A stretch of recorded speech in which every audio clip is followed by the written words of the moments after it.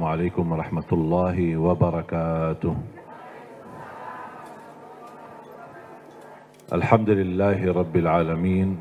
Ashhadu an la ilaha illallah wahdahu la sharika lah, waliyus salihin, wa ashhadu anna sayyidana wa nabiyyana Muhammadan abduhu wa rasuluh as-sadiqul amin. Allahumma salli wa sallim wa barik ala sayyidina Muhammad wa ala alihi wa sahbihi wa man tabi'ahum bi ihsanin ila yaumiddin.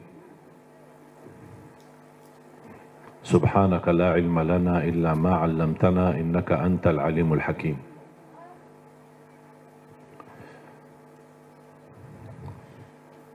Terima kasih kepada Yayasan Budi Luhur atau yang mewakili atas kerjasama dengan Nurun Nisa.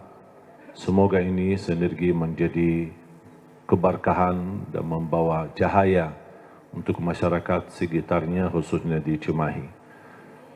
Yang saya banggakan, yang saya muliakan, Ketua DPRD Cimahi, terima kasih kehadirannya, dan juga Dewan dari DPRD Bandung Barat, dan juga semua yang hadir, Ibu Polres, Kardi yang sudah sampaikan, dan semua teman-teman sekalian, para jamaah, dan saya tidak lupa Ibu Roli serta suami dan semua pembina dan di Majlis Nurun Nisa. Yang saya menganggap Majlis Nurun Nisa itu sebenarnya majlis saya sendiri, karena satu-satunya majlis yang cukup saya hadiri dan rutin. Sudah beberapa tahun kita terus alhamdulillah bisa sinergi dan bisa kita bersama-sama untuk syiar dakwah. Dan mudah-mudahan wasilah kita bersama-sama kita bisa membangun Cimahi ini menjadi baldatun tayyibatun wa rabbun ghafur, aman, damai, sejahtera, berkah, dan selalu dalam lindungan Allah dari segala bahaya. Dan saya tidak lupa sahabat saya Muzammil, qari favorit saya, seorang luar biasa merdu suaranya, dan mudah-mudahan menjadi cita-cita saya di bawah program kami mencetak 1 juta penghafal Al-Quran untuk Indonesia. Kita insya Allah terus memperjuangkan, melahirkan dan mencetak kadar-kadar penghafal Al-Quran yang suaranya seperti sahabat saya Kang Muzammil dan juga beberapa tokoh-tokoh yang saya merasa bangga. Karena 5 tahun belakangan ini, alhamdulillah sudah muncul banyak pemuda-pemudi yang begitu luar biasa perhatian kepada Al-Quran. Dan saya sudah hampir 12 tahun di Indonesia. Semenjak saya berada di Indonesia, saya selalu terus memperjuangkan Al-Quran, dan saya bisa merasakan 5 tahun belakangan ini, alhamdulillah, peningkatan perhatian kepada Al-Quran itu sangat luar biasa. Bukan hanya di kalangan anak-anak seperti di acara Hafiz Indonesia, tetapi juga di kalangan orang tua, di kalangan bapa-bapa yang sudah tua, usia, sepuh. Walaupun mereka merasa tidak mampu hafal, tapi mereka bergabung ikut tahsinut tilawah, memperbaiki bacaan, belajar ngaji. Dan di kalangan ibu-ibu, bahkan alhamdulillah saya juga menemukan di kalangan polisi dan juga di kalangan TNI peningkatan perhatian dan hafalan Al-Quran sangat luar biasa, cukup banyak. Bahkan saya sudah menemukan aparat keamanan polisi dan TNI yang sudah hafal 30 juz. Bahkan sudah kita bertemu juga dengan kepala daerah yang juga penghafal Al-Quran. Ada gubernur penghafal Quran, ada wali kota penghafal Quran, ada bupati penghafal Al-Quran, dan insya Allah satu saat juga ketua DPRI dan juga ketua DPRD insya Allah penghafal Al-Quran. Tidak ada yang mustahil. Tidak ada yang mustahil. Kalau belum bisa, saya selalu berkata, mohon maaf Pak Ketua Dewan, selalu saya berkata, kalau orang-orang yang merasa dirinya gagal menjadi penghafal Al-Quran, mohon jangan jangan gagalkan anakmu atau cucumu, walaupun satu dari anggota keluarga. Walaupun satu, karena satu ini mempengaruhi membagikan syafaat kepada 10 anggota keluarga. Kalau itu pun tidak berhasil, saya selalu berkata, tolong ikut terlibat memfasilitasi para penghafal Al-Quran. Membina mereka. Kenapa? Karena yang memfasilitasi dari segi wakaf tanah, wakaf rumah, menitipkan sedikit hartanya, seberapa kemampuannya, insya-Allah ikut tetap bergabung menjadi ahlul Quran. Karena ahlul Quran bukan hanya orang penghafal, tapi yang memfasilitasi, yang membina para penghafal Al-Quran, menjadi orang tua asuh untuk berhafal Quran, insya-Allah Allah salurkan pahala bacaan mereka di buku-buku amal kita. Walaupun kita meninggal dunia sekian tahun, tapi tetap disalurkan pahala-pahala dari bacaan mereka. Dan saya tahu para penghafal Al-Quran, dari pagi, siang, sore, malam, tidak ada hentinya untuk mereka membaca. Bayangkan, setiap satu huruf yang mereka bacakan, kita dapat 10 kebaikan. Bayangkan berapa juz mereka khatam, berapa kali khatam Al-Quran, dan berapa banyak mereka bisa menyalurkan pahala-pahala untuk donatur dan orang-orang yang memfasilitasi mereka. Dan Alhamdulillah setiap dari program 1 juta penghafal Al-Quran, setiap di bawah binaan kami yang sudah tamat hafal Quran, kami sengaja hadiahkan umrah. Sebenarnya tujuan saya bukan hanya umrah, tapi tujuan saya sekalian mereka bisa setor hafalan di hadapan imam besar Masjidil Haram dan Masjid Nabawi di Tanah Suci. Karena saya bercita-cita, semua para penghafal Al-Quran, saya ingin mereka dibenarkan bacaannya. Target saya bukan hanya hafalan. Saya tidak kejar hafalan. Tapi yang saya kejar adalah bacaan yang benar. Walaupun hafalan sedikit, tapi saya harap kita bisa membaca Al-Quran sesuai bacaan Nabi Muhammad sallallahu alaihi wasallam. Ada orang bertanya, Imam, bisa kita baca seperti Nabi Muhammad? Sangat bisa. Dan ada ilmunya. Dan yang kita khawatir adalah berbanyak hafal Quran, tapi mohon maaf bacaannya masih kurang fasih. Bahkan Al-Fatihah masih ada yang perlu diperbaiki. Makanya kita terus targetkan. Dan Alhamdulillah di beberapa waktu kemarin telah kita resmikan pesantren kami di Cipanas, persis di depan Istana Cipanas, bersebelahan dengan asrama Brimob.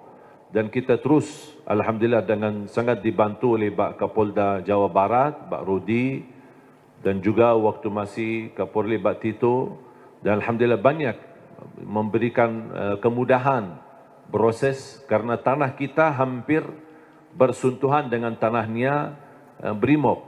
Maka kita ambil sebagian dari tanahnya Brimob, kita dapat izin dan Alhamdulillah difasilitasi supaya bisa dijadikan fasilitas umum karena kalau kita kecilkan masjid kami untuk bangunan fasilitas umum, akhirnya nanti jadi kecil pesantren kami. Makanya kami harap dari Brimob dan juga dari aparat polisi, Alhamdulillah sangat terbantu. Di Brimob waktu itu masih Pak Murad Ismail, kemudian juga Pak Jenay Abdul Rahman, kemudian baru pindah ke Pak Rudi, kemudian Pak Rudi pindah ke jadi di Polda Jawa Barat. Alhamdulillah terus mereka kawal sampai Alhamdulillah bisa kita mendapatkan tanah Brimob ini kita gunakan untuk fasilitas umum khusus pesantren kami dan sekitar untuk jamaah masjid yang ada di tempat dan di kampung itu. Dan Alhamdulillah dari pesantren yang kami bangun walaupun belum kita resmikan karena corona, hanya baru untuk anak-anak santri, tapi insyaAllah mudah-mudahan dengan berkah di Al-Quran segera Allah angkat wabah ini dan bala ini, mudah-mudahan kita bisa kembali beraktivitas semula. Mohon doa restu, karena Alhamdulillah kami sudah membangun beberapa titik pesantren di kampung Melayu, di Jakarta, di Jatinegara, kemudian juga di Lombok, kemudian juga di Jogja, ada juga beberapa rumah tahfiz di beberapa daerah di Jawa Timur dan Jawa Tengah, kemudian ada juga di Pekanbaru, kemarin pas saya safari dakwah, kita letakkan batu pertama untuk bangunan pesantren di Pekanbaru dan juga ada di Batam, juga ada di Karimun, Dan Alhamdulillah sepanjang kami safari dakwah, selalu kami dapat Alhamdulillah perhatian dari jamaah. Apalagi kemarin di Ternate. Bahkan dukungan yang terbanyak sepanjang kami safari dakwah. Kami sudah kunjungi hampir 9 provinsi. Salah satu dukungan yang sangat luar biasa adalah warga dan masyarakat di Manado. Luar biasa. Dan Alhamdulillah kita insyaAllah akan bangun juga di sana karena kita mendapatkan wakaf. Bahkan ada seorang dari Kalimantan pun yang telah menyediakan tanah hampir kurang lebih 30 hektar menjadi wakaf. Hampir semua daerah yang kami kunjungi selalu ada yang mewakafkan. Ibu-ibu yang mewakafkan emasnya, ada bapa-bapa yang mewakafkan tanahnya, ada yang juga mewakafkan rumahnya. Luar biasa perhatian masyarakat. Dan Alhamdulillah yang membuat saya bangga, 100% dukungan untuk program 1 juta penghafal Al-Quran, 100% semuanya dari Indonesia. Tak ada dana satu pun dari luar negeri. Apalagi dari Arab Saudi. Karena saya lahir memang di Arab Saudi, di kota Madinah. Tapi saya bukan keturunan Raja Salman. Jadi tak ada bantuan sama sekali dari sana. Tapi Alhamdulillah semua murni bantuan dari masyarakat Indonesia. Kepercayaan masyarakat Indonesia. Dan insyaAllah mudah-mudahan tempat ini menjadi salah satu tempat sasaran kami. InsyaAllah menjadi pusatnya melahirkan para penghafal Al-Quran. Dan selalu saya berkata, orang yang sering bilang Indonesia negara terbesar penduduk Islam sedunia. Dan saya berkata insyaAllah tidak lama lagi Indonesia menjadi negara terbesar para penghafal Al-Quran sedunia. Dan itu terus kami syiar, tidak pernah merasa lelah dan tidak pernah merasa capek. Biarpun kemarin dapat ujian di Lampung, tapi Alhamdulillah menjadi sasaran kami juga Lampung. Menjadi insyaAllah menjadi pusatnya pendidikan Al-Quran dan kami juga mendapatkan wakaf di sana.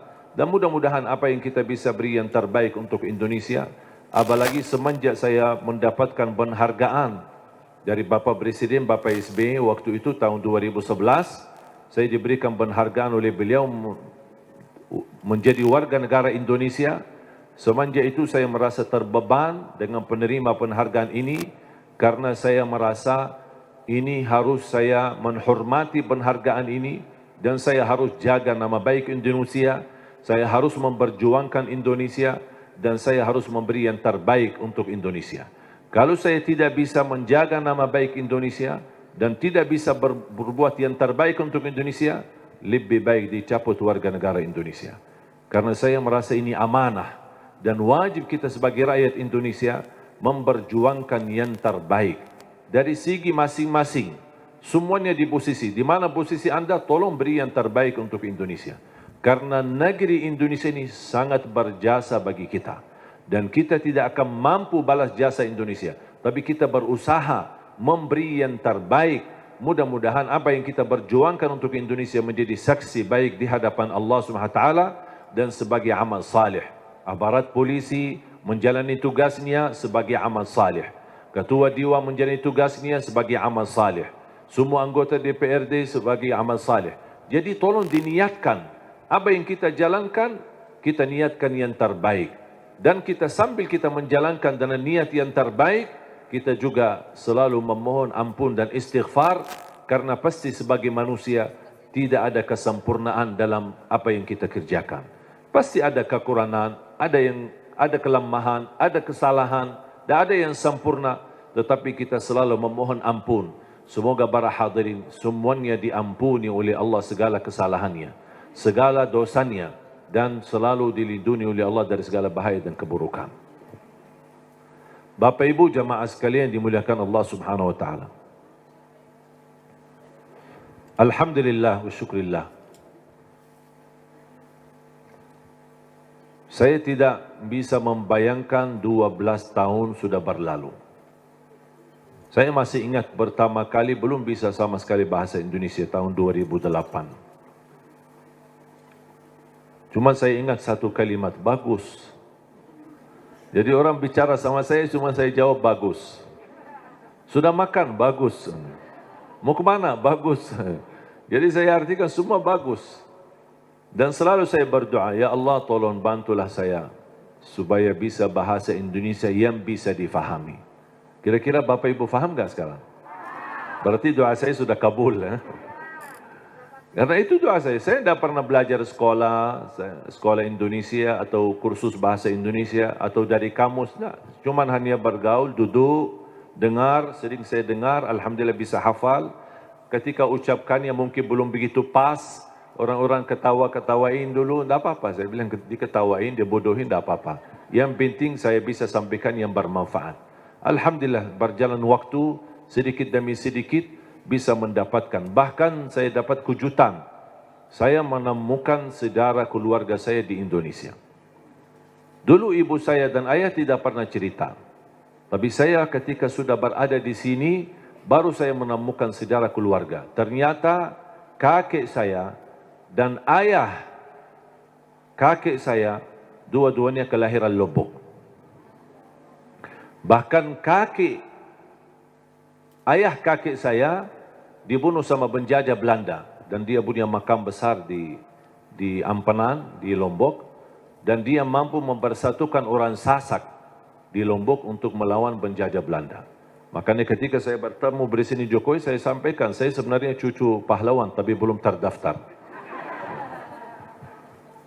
Dan subhanallah tidak membayangkan begitu saya ke Indonesia bisa menemukan sejarah keluarga, bahkan saya punya keluarga besar di Lombok, di Cirebon, di Surabaya. Salah satu kakek saya nikah sama orang Bumi Ayu di Jawa Tengah, kemudian bertemu dengan keluarganya juga di Cirebon, ada juga di Bali, kemudian di Jakarta. Barangkali di Cimahi besok-besok ketemu ada orang yang bunga keluarga. Jadi subhanallah begitu dunia ini kecil. Kita bisa terus bertemu dengan keluarga dan kita terus bisa melanjutkan perjuangan. Dan saya harap mari kita sama-sama memperjuangkan yang terbaik untuk negeri kita Indonesia. Karena mohon maaf, yang kita besok bawa pulang ada dua hal.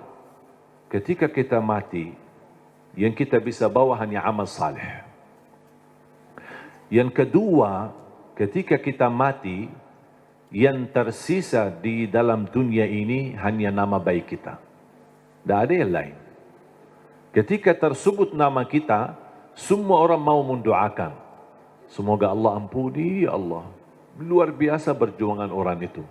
Luar biasa dia memberi yang terbaik. Orang politisi, orang ekonomi, orang siapapun, dimanapun posisimu. Tolong beri yang terbaik. Karena itulah yang akan mengharumi namamu ketika kita sudah besok meninggal dunia. Dan di alam kubur, yang masuk sama kita adalah amal salih. Di sambil kita beribadah. Dan selalu saya berkata, tolong kerja keras untuk duniamu dan kerja keras untuk akhiratmu. Jangan hanya akhirat tapi lupa dunia. Dunia harus maju, harus berhadapan, harus bisa menjadi terang menerang yang bisa membangun Indonesia. Dan bisa menjadikan Indonesia negara terhormat, bisa menjadikan Indonesia negara yang diperhatikan oleh dunia karena kemajuannya, kebersatuannya, dan alhamdulillah kita diberikan banyak anugerah dari Allah Subhanahu wa taala, dari hasil bumi, dari hasil tanam-tanaman, dari hasil luar biasa. Saya selalu berkata, wallahi negeri Arab kalah sama negeri Indonesia dengan sumber alamnya dan kekayaannya. Kalau dikumpulkan seluruh negara Arab, masih lebih kaya Indonesia. Mungkin karena kita tidak merasa kekayaan itu, mungkin karena belum bersyukurlah. Kekurangan syukur kita dan salah gunakan nikmat itu akhirnya tidak terasa. Padahal kekayaan yang Allah anugerahkan untuk negeri kita Indonesia luar biasa.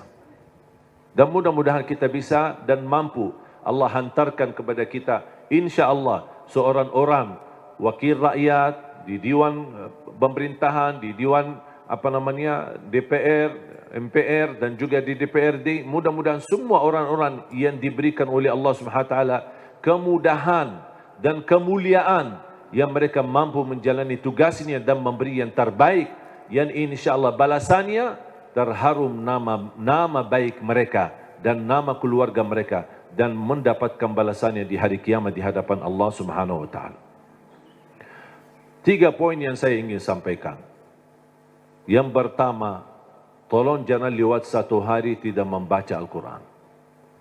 Belum bisa baca, simak. dengar. Masih merasa bacanya belum begitu lancar, tak apa-apa, dengar. Karena pahalanya sama. Yang membaca maupun yang simak, pahalanya sama. Setiap satu huruf dapat 10 kebaikan. Ini bukan kata saya, tapi kata Rasulullah sallallahu alaihi wasallam. Man qara harfan min kitabillah falahu hasanah wal hasanatu bi 10 amthaliha. Barang siapa yang membaca kitabullah satu huruf saja dapat satu kebaikan, dan satu kebaikan pula dilipat oleh Allah menjadi 10 kebaikan.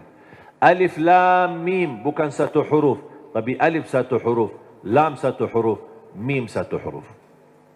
Bayangkan jemaah, bismillahirrahmanirrahim 19 huruf dikali 10 190. Dari segi baca 19, tapi tulisan pahala 190.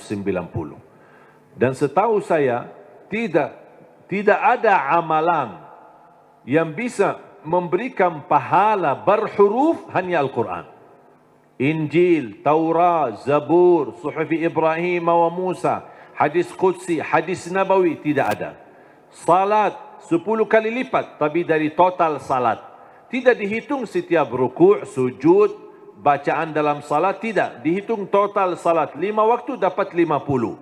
Sebagaimana diperintahkan di awal 50 kali salat.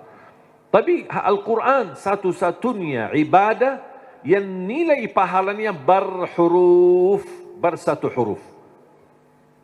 Dan menurut saya ini promo yang paling istimewa dari Allah. Paham Bu promo? Biasanya ibu-ibu yang tahu promo. Ada enggak di pasar promo? Kalau kita misal mau belanja, ditawarkan, ini beli misal gelas 1, dapat gratis 1.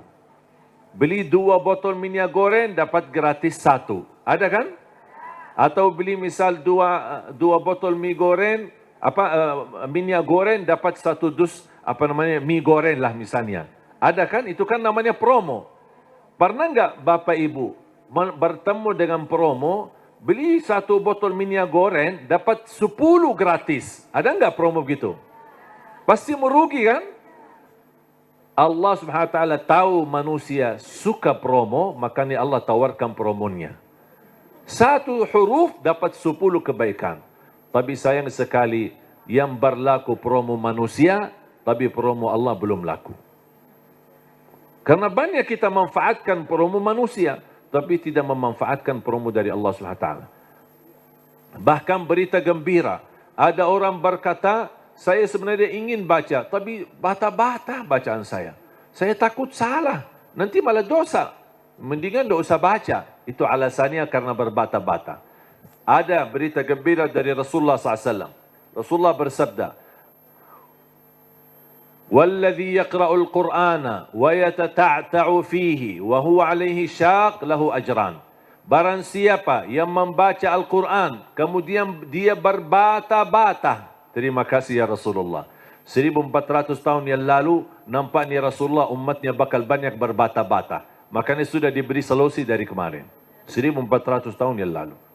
Barang siapa yang membaca Al-Quran, kemudian dia berbata-bata sambil berat, susah, sulit untuk membaca Al-Quran, tapi tetap dia mempertahankan dan terus dia melanjutkan sesuai kemampuannya, kata Rasulullah, falahu ajran, akan Allah berikan 2 kali pahala. Selain setiap satu huruf 10 kali lipat, dia dapat 2 kali pahala. 1, karena dia mau membaca Al-Quran. Yang kedua, kesulitan yang dia hadapi, berbata-bata sambil berat, Allah hargai perjuangan itu, Allah berikan pahala. Berarti Bapak Ibu yang bersama Al-Quran, tidak ada yang merugi. Bahkan ada yang bertanya, boleh enggak saya baca Al-Quran, tapi saya tidak baca terjemahannya? Saya jawab, boleh. Ada orang tanya lagi, boleh enggak saya baca Al-Quran sampai khatam, tapi mohon maaf, saya tidak faham sama sekali? Saya jawab, boleh. Kenapa? Karena target baca Al-Quran kita ada 4. Ada 4 target. Pertama, baca walaupun tidak faham. Tetap dapat setiap satu huruf 10 kebaikan. Itu namanya standar. Walaupun tidak faham sama sekali. Karena Rasul menjanjikan pahala setiap satu huruf 10 kebaikan, tidak dikaitkan dengan faham. Target kedua, baca dan faham. Berarti ada upaya untuk memahaminya. Itu lagi lebih besar lagi pahalanya. Yang ketiga, baca, faham dan menhayati. Lebih lagi dahsyat pahalanya. Ada lagi yang keempat, baca, faham, hayati dan menamalkan. Kalau tidak bisa semuanya, jangan tinggalkan semuanya. Jangan gara-gara tidak bisa menamalkan malah tinggalkan baca. Tidak bisa faham malah tinggalkan baca. Tidak bisa menhayati malah tinggalkan baca. Standar baca. Tetap mendapatkan setiap satu huruf 10 kebaikan. Jelas? Yang kedua, usahakan jangan tinggalkan ayat kursi setiap habis salat. Semua hafal ayat kursi kan? Sering dibacakan habis salat? Atau kadang-kadang tertinggal? Selalu. Ibu-ibu bilang selalu. Pahalanya apa? Pahalanya apa? Kemarin saya tanya sama ibu-ibu. Selalu. Terus pahalanya? Enggak. Dia tahu amalannya tapi belum tahu pahalanya. Saya kasih tahu pahalanya. Qala Rasulullah sallallahu alaihi wasallam di hadis yang sahih, man qara'a ayatal kursi dubura kulli salatin laisa bainahu wa bainal jannati illa an yamut.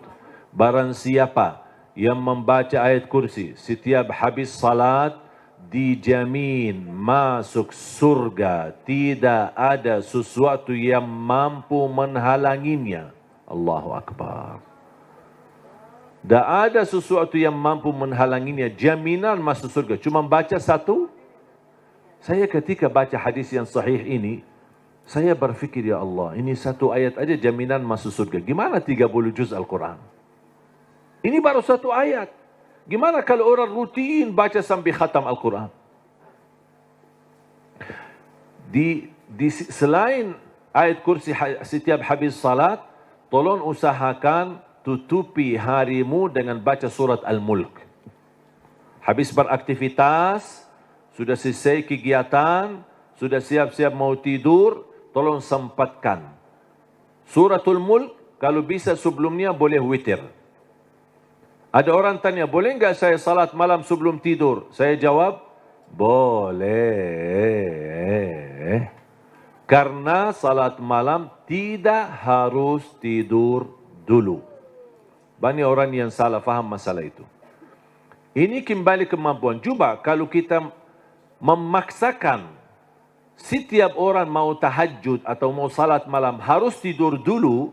Ada orang mungkin misal contoh, Pak Ketua Dewan. Aktivitas, rapat, meeting, pulang sudah malam. Kalau dia tidur malam mungkin bisa jam 12, mungkin bisa jam 1. Belum tentu bisa tahajud. Ketiduran, udah baru dapat 3 jam, maksimal 4 jam, sudah subuh. Jadi, fisik manusia kan punya kemampuan, punya batas. Makanya selalu saya berkata, kalau ada bapa ibu yang biasa tahajud, tidur baru tahajud, tak apa-apa teruskan. Tapi kalau masih belum terbiasa, tolong amankan walaupun 2 rakaat.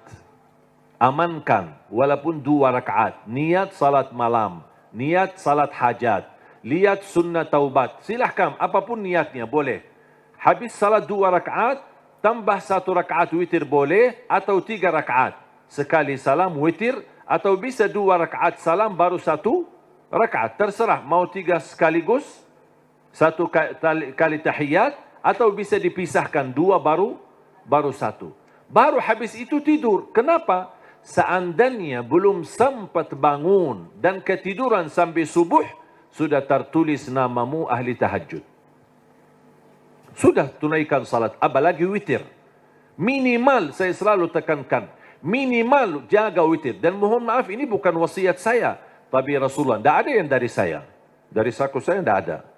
Semua dari Rasulullah SAW. Apa kata Rasulullah kepada Abu Hurairah?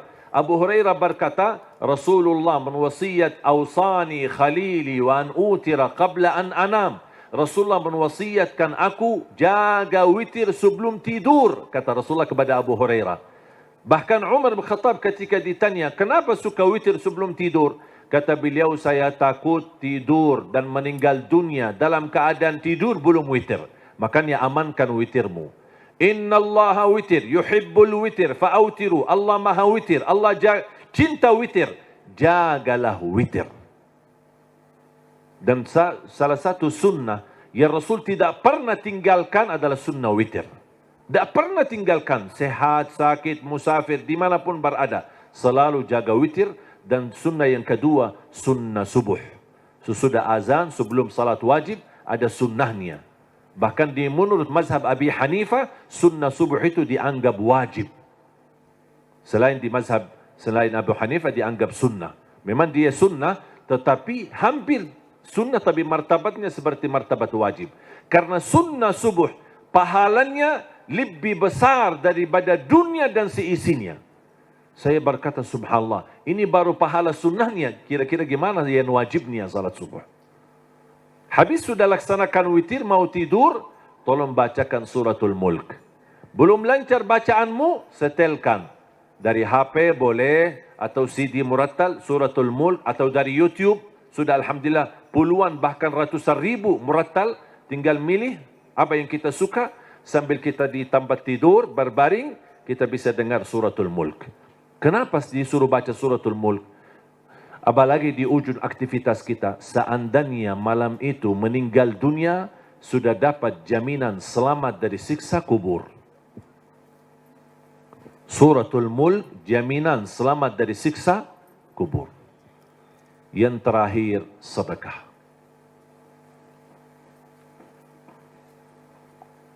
Yang pertama, jangan lewat satu hari tidak baca Quran. Yang kedua, ayat kursi setiap habis salat, termasuk jaga suratul mulk, kalau bisa sebelumnya jaga witir. Terus sekarang yang ketiga, sedekah. Terutama sedekah subuh. Terutama sedekah subuh. Saya sudah sering membahas dahsyat sedekah subuh.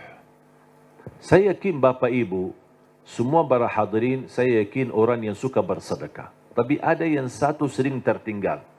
Doa habis sedekah. Atau doa di saat sedekah. Tahu enggak Bapak Ibu, doa di saat sedekah termasuk doa makbul? Tapi kadang-kadang kotak amal lewat, kita isi tapi tidak doa. Sering kita lupa doa itu. Padahal bisa, ya Allah aku mohon dengan berkat sedekah ini, titipkan pahala sedekah ini untuk kedua orang tuaku. Ya Allah aku mohon dengan berkat sedekah ini, sembuhkan penyakitku kalau lagi sakit. Ya Allah dengan berkat sedekah ini, mudahkan urusanku. Apapun hajat kita, luar biasa dahsyat sedekah. Termasuk sedekah subuh. Dan saya sudah buat ada tausiah, ceramah. Mungkin Bapak Ibu nanti habis acara berkenan, bisa lihat di channel YouTube kami, namanya Dahsyat Sedekah Subuh. Saya sudah bahas satu tausiah, khusus hanya membahas keutamaan dan manfaat daripada sedekah subuh. Dan sedekah setiap waktu dan setiap saat ada manfaatnya. Tapi lebih istimewa di waktu subuh, itu lebih dahsyat. Bisa Bapak Ibu, saya tidak akan bongkar apa isinya dan apa rahasianya. Bisa Bapak Ibu nanti lihat di YouTube. Kalau sudah buka YouTube channel kami Syekh Ali Jabir, jangan lupa subscribe sekalian. Ya, sekalian promosi, Bu. Sedekah menjaminkan husnul khatimah. Sedekah menjaminkan selamat dari kematian kecelakaan. Sedekah menjaminkan selamat dari kematian kebakaran. Sedekah menjaminkan selamat dari kematian mendadak. Sedekah menjaminkan selamat dari su'ul khatimah. Sedekah menjaminkan kesembuhan penyakit. Sedekah menjaminkan memadamkan kemurkaan Allah. Dan sedekah menjaminkan ampunan dosa. Sedekah menjaminkan terkabul doa. Makanya ketika bersedekah jangan lupa berdoa. Apalagi di saat sedekah subuh. Dan cukup ketika bersedekah sebut satu hajat. Jangan habis salat subuh mau isi sedekahnya koin tapi doanya sampai terbit matahari. Malu sama Allah, ku kelamaan. Kata malaikat, apaan? Ku doanya panjang banget. Badal sedekahnya baru koin aja. Tolong disesuaikan. 1 kali sedekah, 1 kali hajat. Dan selalu dalam kebaikanmu, sisakan dalam doamu, jangan lupa doa untuk orang tua.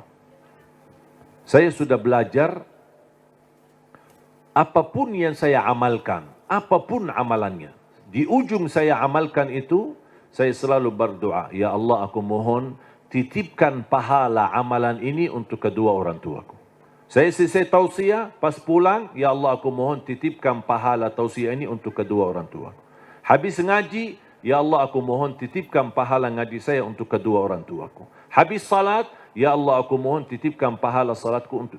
Apapun amalannya, apapun, saya sudah belajar menjadi salah satu upaya berbakti baik sama orang tuanya. Karena berbakti baik sama orang tuanya, walaupun mereka sudah meninggal atau di posisi yang jauh, tidak bisa bertemu setiap waktu dan setiap saat, melalui doa, insya Allah terhitung sebagai berbakti baik. Ada seorang bertanya, kalau orang tua saya sudah tidak ada atau sudah meninggal, gimana? Apakah saya masih punya kesempatan berbakti baik? Saya menjawab, masih punya kesempatan. Ada 2 amalan, sedekah dan doa, bisa menjadi bermanfaat untuk orang tua kita. Dan semoga kita bisa bersama-sama, kita selalu niatkan dan doa untuk orang tua. Mudah-mudahan kekurangan kita di masa mereka berada, mungkin kita sebagai anak, namanya anak muda, di masa dulu mungkin banyak membuat orang tua sakit hati, menyakiti perasaan mereka. Namanya anak-anak, tidak merasa dan tidak menyadari. Makanya ayo mari kita sama-sama memperbaiki. Semoga semua dosa-dosa kita di hadapan orang tua dan terhadap orang tua mudah-mudahan diampuni oleh Allah Subhanahu wa taala dan dijadikan kita orang yang berbakti yang mendapatkan pahalanya di sisi Allah Subhanahu wa taala. Amin ya rabbal alamin. Mudah-mudahan insyaallah menjadi saksi bagi kita semua dan mudah-mudahan menjadi amal salih yang bisa menyalurkan pahala yang tidak terputus sampai hari kiamat. Amin ya rabbal alamin. Mari kita sama-sama berdoa. Bismillahirrahmanirrahim. Alhamdulillahi rabbil alamin. Allahumma salli ala sayyidina Muhammad wa ala ali sayyidina Muhammad. Allahumma ya Allah ya dzal jalal wal ikram. Berilah kepada kami petunjuk kepada jalan yang lurus. Hidupkanlah kami dalam keadaan iman. Wafatkanlah kami dalam keadaan Islam. Akhiri hayat kami dengan husnul khatimah.